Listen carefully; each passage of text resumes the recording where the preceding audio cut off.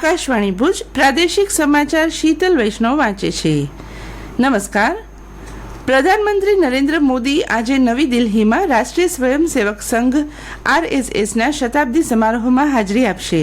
આ પ્રસંગે પ્રધાનમંત્રી રાષ્ટ્રમાં તેના યોગદાનને ઉજાગર કરતી ખાસ ડિઝાઇન કરેલી સ્મારક ટપાલ ટિકિટ અને સિક્કો પણ બહાર પાડશે. રાજ્યમાં ખાનગી ટ્યુશન સંચાલકો માટે કાયદાનો મસૂદો ઘડવા રાજ્ય સરકારે સમિતિની રચના કરી છે. ગુજરાત માધ્યમિક અને ઉચ્ચતર માધ્યમિક શિક્ષણ બોર્ડના અધ્યક્ષના વડપણ હેઠળની 8 સભ્યોની સમિતિ ખાનગી ટ્યુશન ક્લાસીસ અંગે મુસદ્દો તૈયાર કરશે. કમિશનર શાળાઓની કચેરીના નિયામક તેમજ શિક્ષણ વિભાગના નાયબ સચિવ પણ સમિતિના સભ્ય હશે તેવું શિક્ષણ રાજ્યમંત્રી પ્રફુલ્લ પાનસેરિયાએ જણાવ્યું હતું. ભારતીય મહિલા ટીમે પ્રથમ વિશ્વકપની મેચમાં શ્રીલંકાને 59 રને હરાવી વિજયી પ્રારંભ કર્યો છે. ગુવાહાટીની મેચમાં ભારતના 8 વિકેટ 269 રનના જવાબમાં શ્રીલંકન ટીમ 211 રનમાં આઉટ થઈ ગઈ હતી. દીપ્તિ શર્માએ 3 વિકેટ ઝડપી હતી. શ્રીલંકાએ ટોસ જીતી ભારતની ટીમને દાવ લેવા મેદાનમાં ઉતારી હતી. વરસાદને કારણે મેચની 3 ઓવર ઘટાડી દેતા ભારતે 47 ઓવરમાં 8 વિકેટે 269 રન કર્યા હતા.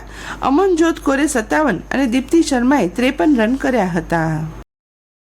આજે મહાનવમી નવરાત્રી પર્વનું અંતિમ નોરતું ઘરે અને મંદિરોમાં માતાજીના ગરબાનું સ્થાપન કર્યું હોય એ ગરબાઓને આજે નદી સરોવરોમાં વિસર્જિત કરવાની સાથે નવરાત્રીનું સમાપન થાય છે.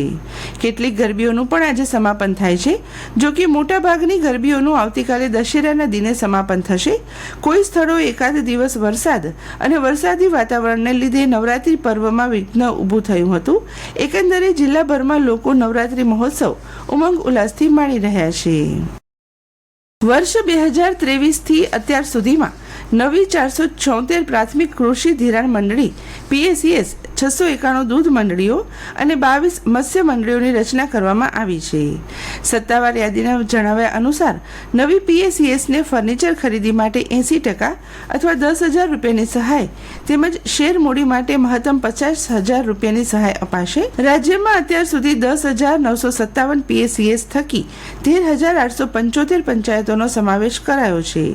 આગામી 2 વર્ષમાં રાજ્યની તમામ ગ્રામ પંચાયતોને PACSની સેવાઓથી આવરી લેવાશે. ડાંગર, બાજરી, જુવાર, રાગી અને મકાઈનું લઘુત્તમ ટેકાના ભાવે વેચાણ કરવા ખેડૂતો આજથી નોંધણી કરાવી શકશે.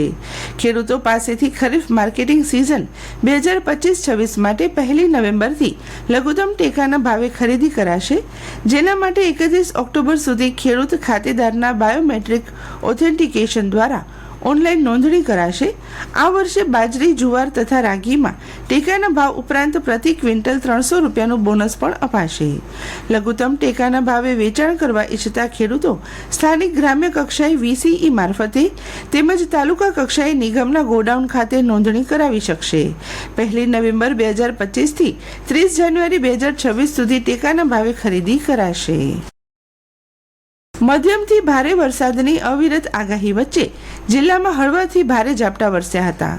હવામાન વિભાગે વધુ 3 દિવસ હળવાથી ભારે વરસાદની આગાહી સાથે યલો એલર્ટ જારી કર્યું છે. ભુજમાં સવારે વરસાદી ઝાપટું વરસ્યા બાદ આખો દિવસ ધૂપછાંવનો માહોલ જોવા મળ્યો હતો.